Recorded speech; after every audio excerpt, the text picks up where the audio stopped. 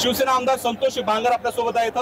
4 ऑगस्टला कावड यात्रेच्या तयारीच्या पार्श्वभूमीवर बैठक झालेली आहे। कावड यात्रेची तयारी कशी असणार आहे, कोण कोण येणार आहेत कावड यात्रेला, कावड यात्रेच्या पार्श्वभूमीवर राजकीय दृष्ट्या काय त्या ठिकाणी ठराव केला जाणार आहे? मला वाटते की राजकीय दृष्ट्या वगैरे काही नसतं।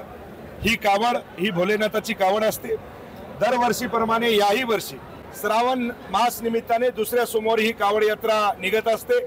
आपल्या शिवसेनेचे मुख्य नेते आदरणीय महाराष्ट्राचे उपमुख्यमंत्री एकनाथभाई शिंदे या कावडीला संबोधित करण्यासाठी दरवर्षी येत असतात।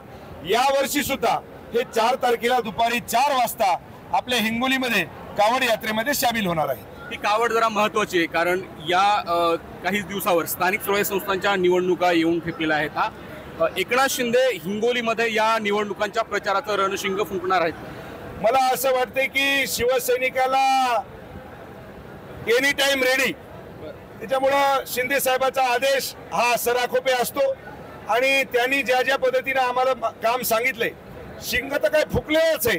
त्याच्यामुळे येणाऱ्या जिल्हा परिषद, पंचायत समिती, नगरपालिका, ग्रामपंचायत शिवसेनेचा भगवा ध्वज या ठिकाणी आम्ही फडकवणार आहोत। चर्चा अशी सुरू आहे की राज्याच्या मंत्रिमंडळामध्ये फेरबदल होण्याची शक्यता आहे, तुम्ही इच्छुक आहात? मला असं वाटतं की मी फार छोटा कार्यकर्ता आहे आणि जे काही मुख्यमंत्री उपमुख्यमंत्री जे काही आदेश देतील त्या आदेशाचं आम्ही पालन करू। पण ज्या काही तुम्ही आता बोलताय की मंत्रिमंडळामध्ये काही फेरबदल होणार आहे, पण मला वाटतं मी छोटा कार्यकर्ता असल्यामुळं माझ्या कानावरती नाही। बरं, तुम्ही इच्छुक आहात मंत्री होण्यासाठी? जर पक्षाने जर जबाबदारी जर दिली तर कुणाला नको असते का?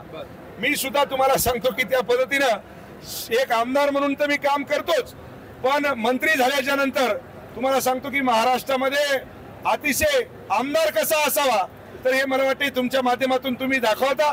त्याच माध्यमातून मंत्री कसा असावा मला वाटते महाराष्ट्राच्या जनतेला आम्ही दाखवून देऊ। जर मुख्यमंत्री आणि उपमुख्यमंत्र्यांनी तुम्हाला मंत्री करायचं ठरवलं तर कोणत्या खात्यामध्ये काम करणं जास्त आवडेल तुम्हाला? मला असं वाटते मला जर मंत्रिपदाची जबाबदारी जर दिली तर मला आरोग्यामध्ये काम करण्याची संधी त्यांनी द्यावी। बरं, आता निवडणुका स्थानिक स्वराज्य संस्थेच्या काहीच दिवसावर येऊन ठेपल्या आहेत, तयारी सुरू आहे। महायुतीच्या महत्त्वाच्या पक्षाचे तुम्ही आमदार आहात, जिल्हा प्रमुख सुद्धा आहात। निवडणुका कशा लढल्या जाणार आहेत? स्वबळावर लढल्या जाणार आहेत की महायुती म्हणून या निवडणुकांना तोंड देणार? आज या ठिकाणी मी जे आमदार म्हणून आहे तर तो शिवसेना महायुतीचा उमेदवार म्हणून मी उभा राहिलो होतो आणि सर्व जेवढे घटक पक्ष माझ्या युतीमध्ये होते त्यांनी सगळ्यांनी माझं काम केलं आणि मी त्यांच्या जोरावरती या ठिकाणी मी आमदार आहे। म्हणून या ठिकाणी ज्या निवडणुकी आहेत, जे कोणी पक्ष आम्हाला आदेश देईल त्या पद्धतीने निवडणूक लढवल्या जातील। कृषी मंत्री माणिकराव कोकाटे रमी खेळतानाचा सदनामधला व्हिडिओ व्हायरल होतो, त्यांच्यावर मोठ्या प्रमाणात टीका होती। माहिती अशी मिळते की त्यांचा राजीनामा घेतला जाऊ शकतो। मला असं वाटते की माणिकराव कोकाटे यांनी रमी वगैरे काही खेळलेली नाही। तो जो व्हिडिओ आहे तो क्रॉप केलेला आहे आणि क्रॉप करून तुम्हाला सांगतो कशाचे कोणाला आज तुम्ही हे ध्यानात ठेवा, तुम्हाला संतोष बांगरचं मुंडकं लावायलेत आणि मला तुमचं मुंडकं लावायलेत, त्याच्यामुळं तुम्हाला सांगतो की याच्यावर कुणीही लक्ष देऊ नये। माणिकराव कोकाटे हा सगळ्यात चांगला मंत्री आहे आणि चांगल्या पद्धतीचं काम त्यांचं आहे।